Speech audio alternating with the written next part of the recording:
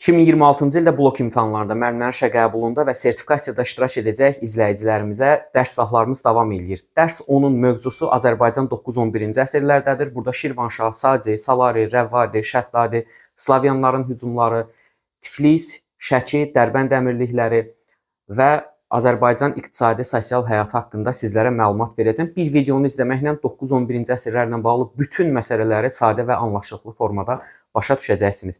İndi gəlin video izahımıza keçək. İlk öncə Şirvanşahlar dövlətindən başlayaq. Sonuncu dəfə biz Xürrəmlər hərəkatından danışanda qeyd elədik ki, Xürrəmlər hərəkatı məğlub olsa da xilafətin zəifləməsinə, digər üsyanların baş verməsinə, xilafətin ucqar bölgələrində əmirlərin müstəqilləşməsinə gətirib çıxartdı ki, artıq müstəqilləşən feodallar mərkəzi hakimiyyətə hesab vermir və beləliklə xilafətin parçalanması ilə 9-cu əsrdən etibarən yeni dövlətlər meydana gəlməyə başlayırdı. Azərbaycanda isə yaranan həmin dövlətlərdən biri Şirvanşahlar dövləti idi. Əvvəlcə Şirvanşahların mənşəyi haqqında sizə məlumat verim ki, Şirvanşahlar ərəb mənşəli olmuşdular. Yezid ibn Məziyyət Şirvana təyin olunan ilk hakim canişin olmuşdu. Onun davamçıları isə Məhəmməd ibn Yezid oğlu 859-cu ildə əmirliyin mərkəzini, Bərdə əmirliyinin mərkəzini köçürtmüşdü Gəncə şəhərinə. Bundan sonra onların qüdrəti daha da artmışdı və Məziyyədlər xilafətdə baş verən qarşılıqdan istifadə edərək mütəfəkkirin ölümündən sonra 861-ci ildə müstəqil Şirvanşahlar dövlətinin əsasını qoyur. Şirvanşahlar dövlətinin ilk paytaxtı Şirvan şəhəridir. Şirvanşahlar dövlətinin əsasını Heysam ibn Xalid qoymuşdur. Heysam ibn Xalidin dövründə demək paytaxt oldu Şirvanşahlar şəhəri. Məziyyədlər sülaləsinin nümayəndəsi Əbu Tahirin dövründə paytaxt 918-ci ildə Şamax şəhərinə köçürülür. Şamax şəhərinə köçürülməsindən sonra onların ərazisi daha da genişlənir. Belə ki, onlar artıq cənubda Kür çayına qədər olan əraziləri, şimalda isə Dərbəndə qədər olan əraziləri torpaqlarına birləşdirirlər. Şirvanşah Əbu Tahirin davamçılarının dövründə isə müvafiq olaraq Şirvan ərazisinə 10-cu əsrin 80-ci illərində Qəbələ, Bərdə, Tabasaran, 988-ci ildə Dərbənd əmirliyi, Şəki hakimliyi tabe edilmişdi. Bununla da Şirvanşahlar dövləti Azərbaycanın şimal-şərq torpaqlarını idarə edirdi. Məziyyədlər sülaləsinin hakimiyyəti ümumilikdə 1027-ci ilə qədər olmuşdur ki, Məziyyədi sülaləsi ilə bağlı cəmi 2 nəfərin demək hökmdar kimi adını çəkirik. Heysam ibn Xalid dövlətin qurucusu, Əbu Tahir isə paytaxtı Şamaxıya köçürdən, əraziləri genişləndirən hökmdar. Ümumilikdə isə Şirvanşahlarda 3 sülalə hakimiyyətdə olubdur. Məziyyədlər 1027-ci ilə qədər, 1027-1382-ci illərdə Kəsranilər, bu barədə növbəti videolarda danışacağam və 1382-1538-ci ildə isə Şirvanda Dərbəndilər sülaləsi hakimiyyətdə olmuşdur. Şirvanşahların bütün hökmdarlarını əhatə edən fəaliyyətinə dair ayrıca bir videoda sizlərlə paylaşacağam. Şirvanşahların idarəçiliyindən danışası olsaq, tipik Azərbaycan dövlətlərində olduğu kimi dövlətin başında şah dururdu, hökmdar qeyri-məhdud hakimiyyətə malik idi. Maliyyə, inzibati işlərə onun köməkçisi vəzir baxırdı. Oğlanları tərəfindənsə, şəhzadələr tərəfindənsə Şirvan Şahlar dövlətinin əyalətləri idarə olunurdu. Hökmdar vəfat etdikdən sonra hakimiyyət atadan oğula və ya oğlu yoxdursa qardaşdan qardaşa irsi şəkildə ötürülürdü. Şirvanşahlarla bağlı məlumat verdikdən sonra Azərbaycanda xilafətin zəifləməsi ilə yaranan əmirliklərdən danışım. Bunlar Dərbənd əmirliyi idi, Tiflis müsəlman əmirliyi idi və Şəki əmirlikləridir ki, hər 3 əmirlik 9-cu əsrin 60-cı illərində meydana gəlibdir. Dərbənd əmirliyinin əsasını da ərəb mənşəli Haşimlər sülaləsi qoymuşdur. 869-cu ildə Haşim ibn Suraka tərəfindən Dərbənd əmirliyinin əsası qoyulur. Bu arada biz əvvəlki izahlarımızda da qeyd eləmişdik ki, Dərbəndi ərəblər Babül Əbbab adlandırırdılar. Bax, bunu da qeyd eləyə bilərsiniz dəftərlərinizdə. Və Dərbənd əmirliyi ilk dəfə 988-ci ildə Şirvanşahlara birləşdirilir. Bu Məziyyədi sülaləsinin demək dövründə baş verir. Bir dəfəlik isə 1075-ci ildə Kəsranilərin dövründə Şirvanşahlar torpaqlarına birləşdirilmişdi Dərbənd əmirliyi. Bundan sonra Dərbənd əmirliyi haqqında artıq məlumat vermirik. Bu arada Dərbənd səddi də 6-cı əsrdə inşa olunmuş. Sasanilərin dövründə, ərəblərin dövründə, Sacilərin dövründə, Yusif Sacın dövründə, Şirvanşah hökmdarı 1-ci Axsitanın dövründə, Teymuri hökmdarı Əmir Teymurun dövründə də təmir etdirilmişdi. Növbəti bir əmirlikdən danışaq. Bu 8-ci əsrin 30-cu illərində ərəblərin Tiflisdə demək idarəçilik forması yaradırlar. Tiflis müsəlman əmirliyi də Ərəb xilafətinin zəifləməsindən istifadə olunaraq 9-cu əsrin 60-cı illərində təqribən Dərbəndlə eyni dövrdə demək o vaxtki Azərbaycan ərazilərinə daxil olan şimal-qərb ərazisində meydana gəlmişdi. Müvafiq olaraq Tiflis müsəlman əmirliyində Şüeybi, Şeybani və Cəfəri sülalələri hakimiyyətdə olmuşdur. Cəfərilər sülaləsinin dövründə müstəqil siyasət yürütmüşdülər. Həmçinin Cəfərlərin dövründə Şəddadilərlə qohumluq əlaqələri var. Hətta Şəddadilər 1038-ci ildə Bizans erməni gürcü qüvvələrini məğlubiyyətə uğradaraq onların Tiflis müsəlman əmirliyini ələ keçirmələrinə imkan verməmişdi. 1054-cü ildə Səlcuq hökmdarı Toğrul tərəfindən tabe edilmiş, 1121-ci ildə Gürcülər müttəfiqləri Asetinlərlə, Qıpçaqlarla birgə Səlcuq türklərini məğlubiyyətə uğradaraq Didqori döyüşündə 1121-ci ildə Səlcuq türklərini məğlubiyyətə uğratdıqdan sonra 1122-ci ildə Tiflis müsəlman əmirliyini ləğv etmişdilər. Digər bir əmirlik Azərbaycan şimal-qərb torpaqlarında yaranan Şəki əmirliyidir ki, Şəki əmirliyi o da 9-cu əsrin 60-cı illərində meydana gəlir. Şəki əmirliyi ilə bağlı 9-11-ci əsrdə olmasa da növbəti mövzularda qeyd olunan bir məsələni deyim sizə. 13-cü əsrin sonu, 14-cü əsrin əvvəllərində Şəkini Fəzullah Rəşidəddinin Hülakülər dövlətinin vəzirinin oğlu Cəlal tərəfindən idarə olunur. Hülakülər dövlətinin zəifləməsindən istifadə edən Şəki əmirliyi 14-cü əsrin 30-cu illərində Oyrat sülaləsi hakimiyyətə gəlir Şəki sülaləsində, Şəki əmirliyində və 1551-ci ildə Səfəvi hökmdarı 1-ci Təhmasib tərəfindən Şəkinin varlığına son qoyulur, süquta uğradılır. Şirvan mövzusunda qeyd elədim, bir də demək təkrar kimi qeyd edeyim ki, 10-cu əsrin 80-ci illərində Şəki əmirliyi Şirvanşahlar dövlətinə birləşdirilmişdi həmçinin. Sacilər dövləti Azərbaycanda xilafətin parçalanmasından sonra yaranan ilk etnik feodal dövlətdir. Etnik nədir? Yəni milli mənşəli dövlətdir. Şirvanşahlar da Azərbaycan dövlətidir. Şirvanşahlar xilafətin parçalanması ilə yaranan Azərbaycanda ilk feodal dövlət idi. Şirvanşahların yaranması ilə Azərbaycanda müstəqil dövlətçilik bərpa olundu. Lakin belə bir məsələ var ki, Şirvanşahlar əvvəlki dövrlərdə ərəb mənşəli sülalə olan Məzyədlər tərəfindən idarə olunur. Zaman keçdikcə Azərbaycan xalqıyla onların qaynayıb qarışması nəticəsində Şirvanşahlar da türkləşir. Amma Azərbaycanda ilk türk mənşəli yaranan dövlət, təbii ki, söhbət xilafətin parçalanmasından sonra gedir. Bax, o Sacilər idi. Sacilərin Şirvanşahlarla oxşar cəhəti gördüyünüz kimi eyni əsrdə, 9-cu əsrdə yaranmalarıdır. Sacilərin haqqında sizə məlumat verim, Saci sülaləsi haqqında. Saci sülaləsi ümumilikdə Ərəb xilafəti dövründə Bizansla mübarizə aparmaq üçün Mərkəzi Asiyadan Bizans sərhədlərinə köçürülən türk tayfaları idilər. Onların ən görkəmli nümayəndələrindən biri Əbu Sac Divdad olur. Ümumilikdə Əbu Sac Divdad da sülalənin digər nümayəndələri kimi Afşin titulu daşıyırlar. Və Əbu Sac Divdad xilafətə göstərdiyi xidmətlərə görə Məkkə yoluna nəzarətçi təyin olunmuşdur. Məkkə yolunun təhlükəsizliyini nəzarət elədiyinə görə, 865 Carca döyüşündə qalib gəldiyinə görə, bundan əlavə türklərin xilafətə qarşı qaldırdıqları qiyamları yatızdırdığına görə xəlifə tərəfindən mükafatlandırılır. Nə ilə? Azərbaycan torpaqlarından. Azərbaycan torpaqları Əbu Sac Divdada iqta olaraq verilir. Əbu Sac Divdad isə bunun müqabilində xilafətə 120 min dinar xərac ödəyirdi. Amma onun varislərinin dövründə artıq həmən o sülalə müstəqilliyini daha da genişləndirir. Belə ki, oğlu Məhəmməd ibn Əbu Sacın dövründə 898-ci ildə Sacilər dövlətinin əsası qoyulur. Deməli, 9-cu əsrin 70-ci illərində, 870-ci illərdə Azərbaycan Saciləri iqta kimi verilir. 898-də isə Məhəmməd ibn Əbu Sac tərəfindən dövlətin əsası qoyulur. Gürcülər üzərinə uğurlu yürüş eləyir Məhəmməd. 898-900-cü illərdə adına pul kəsdirir. Amma Yusifin dövründən danışası olsaq, Yusif Sacilər dövlətinin ən qüdrətli hökmdarıdır. Nə ki tədbir danışırıq, onun haqqında danışırıq Sacilərdə. O hakimiyyətə gələndən sonra mövcud sülalə ilə əlaqələri kəsir 912-ci ildə, belə ki, Abbasilərə xərac göndərməyi dayandırır. Bu xəlifənin narazılığına səbəb olur. Sacilər üzərinə qoşun göndərir, amma Yusif hər dəfəsində onları məğlubiyyətə uğradır. İstər 917-ci il döyüşündə buna nümunə kimi verə bilərik. Lakin 919-cu ildə o xilafətin qoşunlarına məğlub olur. 3 il həbsdə qalır. Həbsdən azad olunduqdan sonra ilk dəfə Azərbaycan tarixində Azərbaycan torpaqlarını vahid halda birləşdirir. erməniləri tabe eləyir, gürcüləri tabe eləyir, Şirvanşahlar dövlətini tabe eləyir. Şərqi Gürcüstanda tabe eləyir. Orada Tiflis dərsində var, dərsliyimizdə olmasa belə. Şəki hakimliyini tabe eləyir, Dərbəndi tabe eləyir.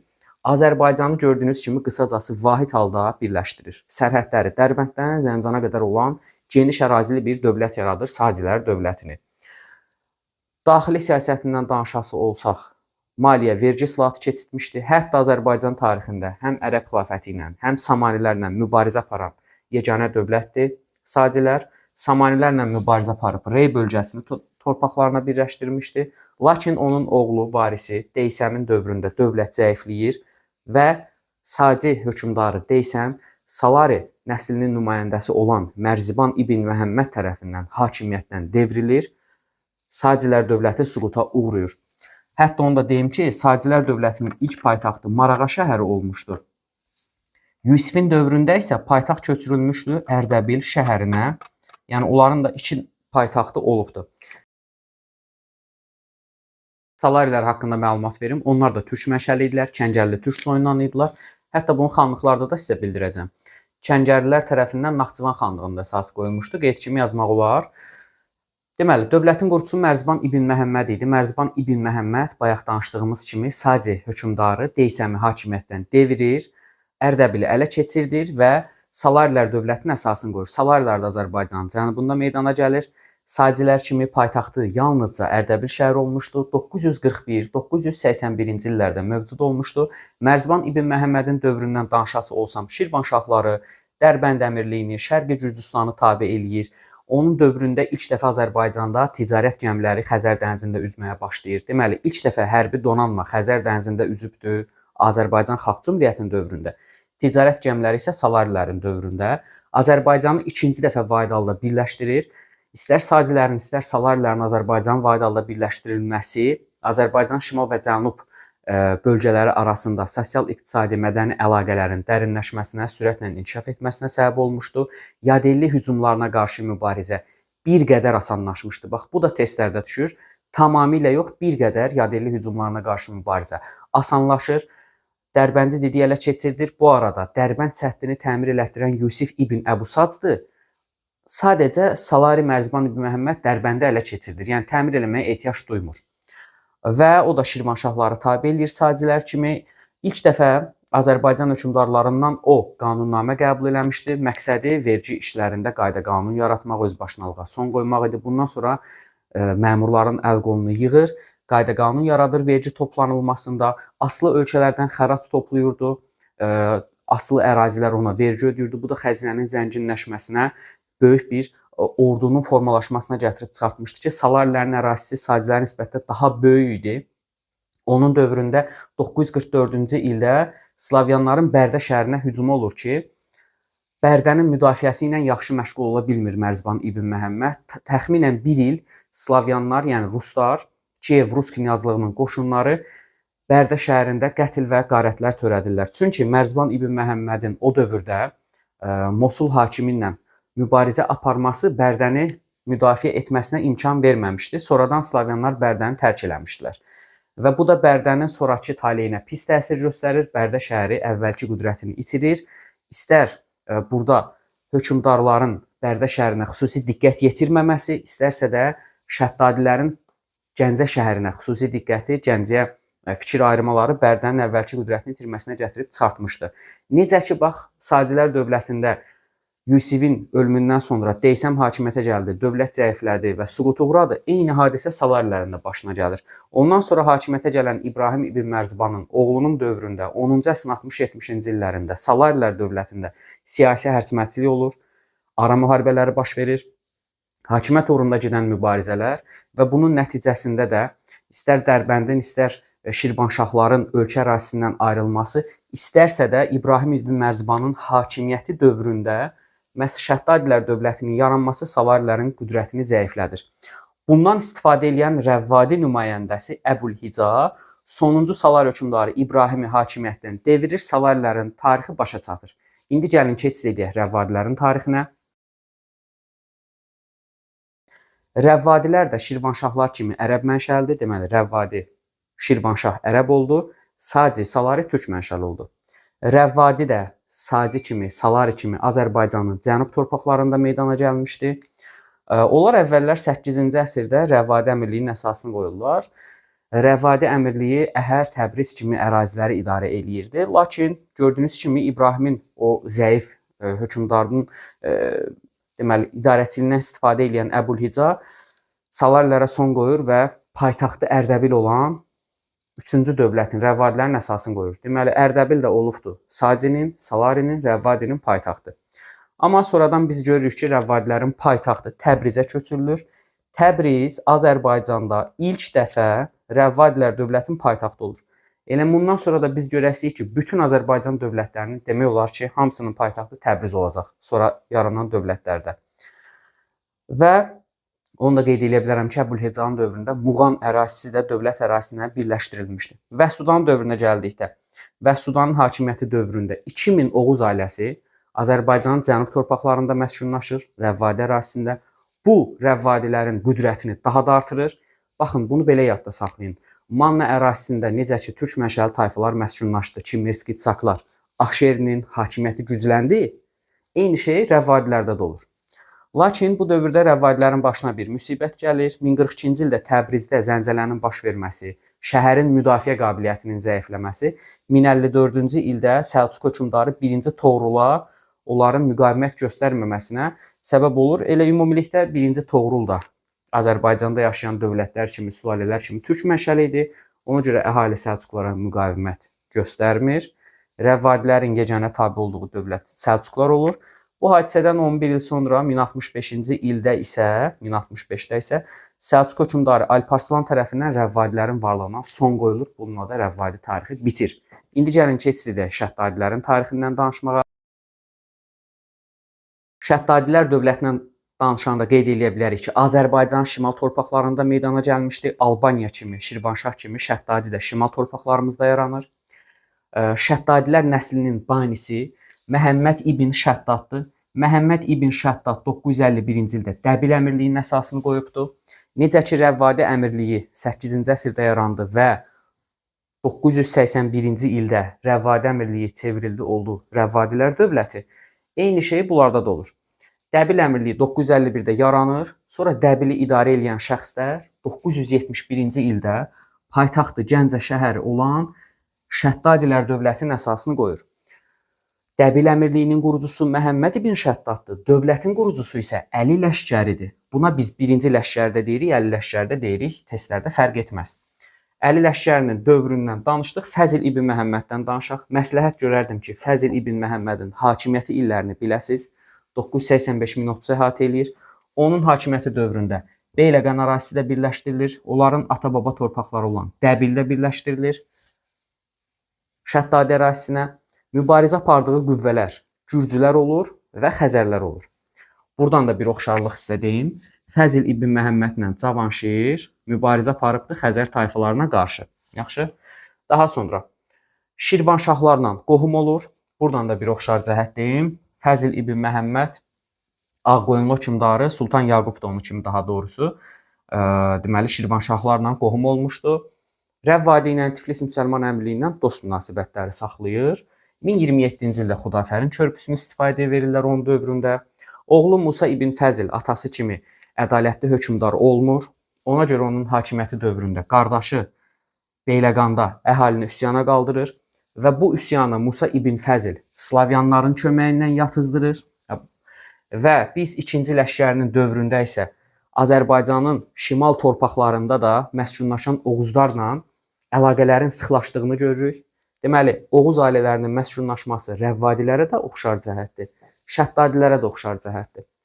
Oğuzların qüvvəsindən istifadə edən 2-ci Ləşkəri 1037-ci ildə Dəbili qoruyur Erməni və Bizansdan. 1038-ci ildə isə Tiflis müsəlman əmirliyini qoruyur kimlərdən? Gürcü və Bizans qüvvələrindən. Asvar Şavur, ondan danışım. Onun da hakimiyyət illərini bilmək məsləhətdir. Onun hakimiyyəti dövründə islahatlar keçirilir. Mərkəzi hakimiyyəti gücləndirmək üçün xüsusilə də biz ordu islahatını qeyd edə bilərik. Ordu islahatının keçirilməsi, onu da misal üçün biz deməli Qaraqoyunlu hökmdarı Cahan Şahla nümunə kimi oxşar cəhətini verə bilərik və digər hökmdarlarla. Deməli, Fəzl İbn Məhəmməddən fərqli olaraq Əbüləsvar Şabur Şirvanla qohumluq, yaxşı münasibətlər qurmur. Əksinə, Əbüləsvar Şabur Şirvanşahlarla müharibə aparır. Yaxşı? Gürcülərlə də müharibə aparır. Deməli, Sacidə, Salaridə, sonrakı tarixlərdə Şirvanşahları da görəsik və Şəddadilər də. Yəni, qısacası Rəvvadilərdən başqa burada yaranan dövlətlərin hamısı Gürcülərlə mübarizə aparıbdır. 1054-cü ildə o da Rəvvadi hökmdarı Vəhsudan kimi Əbüləsvar Şaburdur. Könüllü şəkildə, müqavimət göstərmədən, yəni silah qaldırmadan Səlcuqlara tabe olur 1054-də Toğrula. Bu arada 2-ci Ləşkərinin dövründə 1048-ci ildə Səlcuqlarla imzalanan müqaviləni də demək olar. Bizans gürcü qüvvələrinə qarşı daha doğrusu mübarizəni demək olar. 1054-də Əbüləsvar Şabur tabe oldu. 1062-1063-cü illərdə Gəncə üzərinə yürüş edən gürcü və alanlara qarşı paytaxt Gəncənin müdafiəsi üçün şəhərin ətrafına xəndəklər qazdırır və Gəncənin qala qapılarını hazırlatdırır. 1063-də kim? Əbüləsvar Şabur. Əbüləsvar Şaburun ölümündən sonra dövlət əvvəlki qüdrətini itirir. 3-cü Fəzl onların sonuncu hökmdarıdır və Rəvvadilərin taleyini Şəddadilər də yaşayır. Rəvvadilərin varlığına Səlcuq hökmdarı Alparslan, Şəddadilərin varlığına isə Səlcuq hökmdarı Məlikşah son qoyur. Məlikşah sərkərdəsi Buğanı, Buğa sərkərdədir, yəni hökmdar falan deyil, göndərir Gəncə şəhərinə, Şəddadilərin varlığına son qoyub durur. Bununla da 1088-də Şəddadilər də süquta uğrayır. Və feodal dövlətlərimizdən danışdıq, indi sizə dediyim Slavyanların yürüşlərindən danışım. Slavyanlar Ruslar da adlandırılır. İstər testdə qarşınıza Ruslar çıxsın, istərsə Slavyanlar. Eyni mənaya gəlir.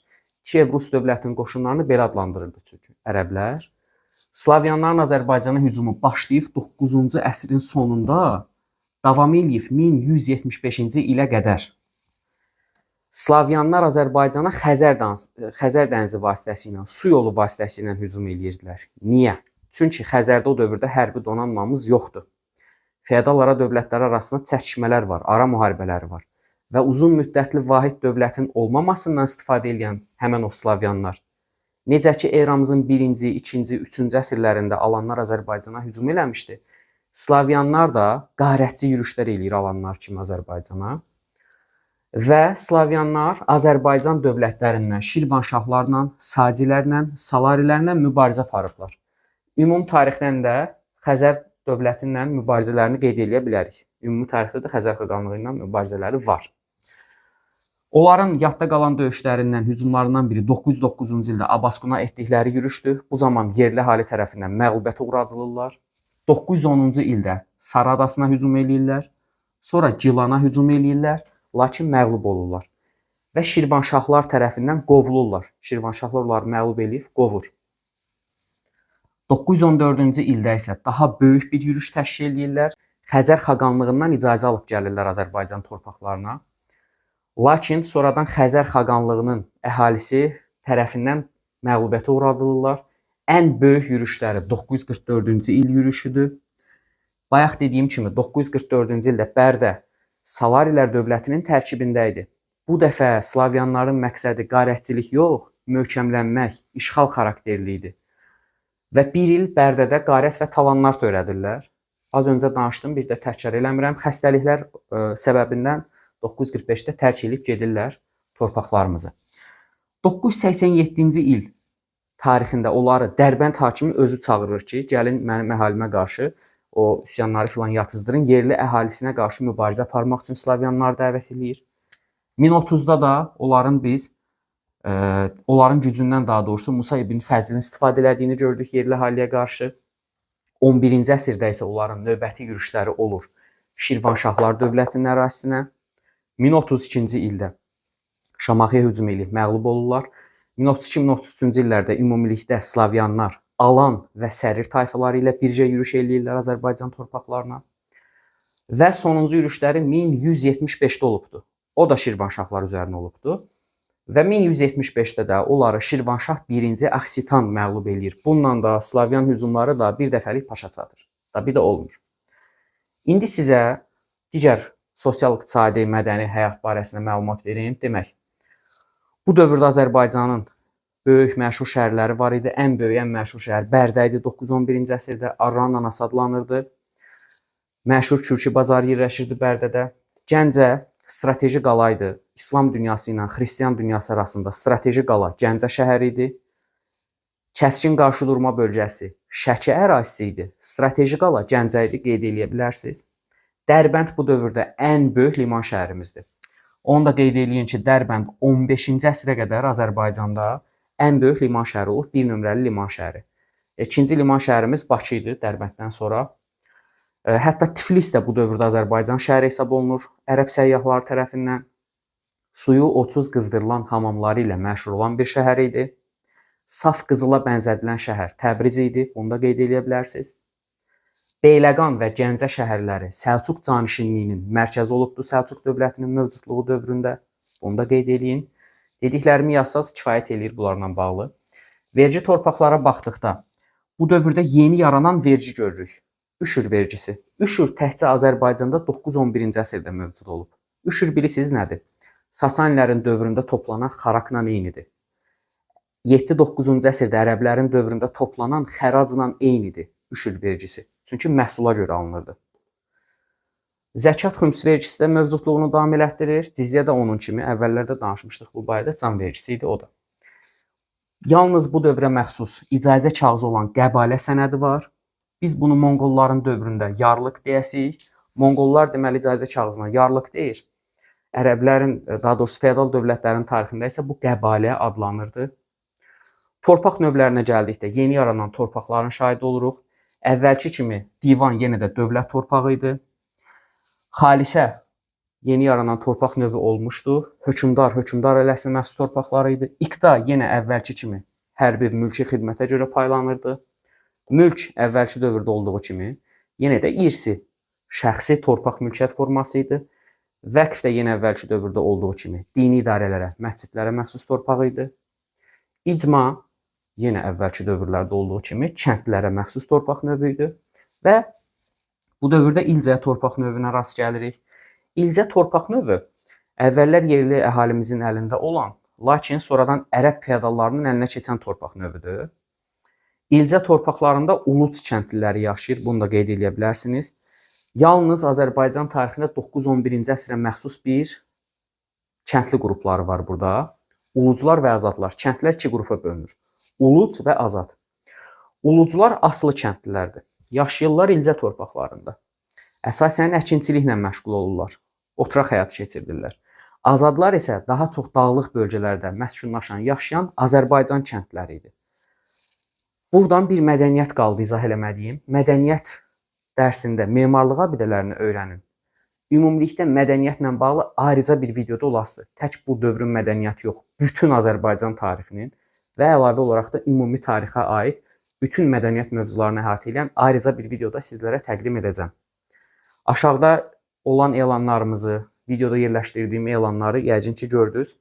Sizlər də daha çox test işləmək, imtahana daha səmərəli, daha da ətraflı, keyfiyyətli şəkildə hazırlaşmaq istəyirsinizsə də 055 437 53 nömrəsinə müraciət edə bilərsiniz. Dərs 10-un izahı burada yekunlaşır.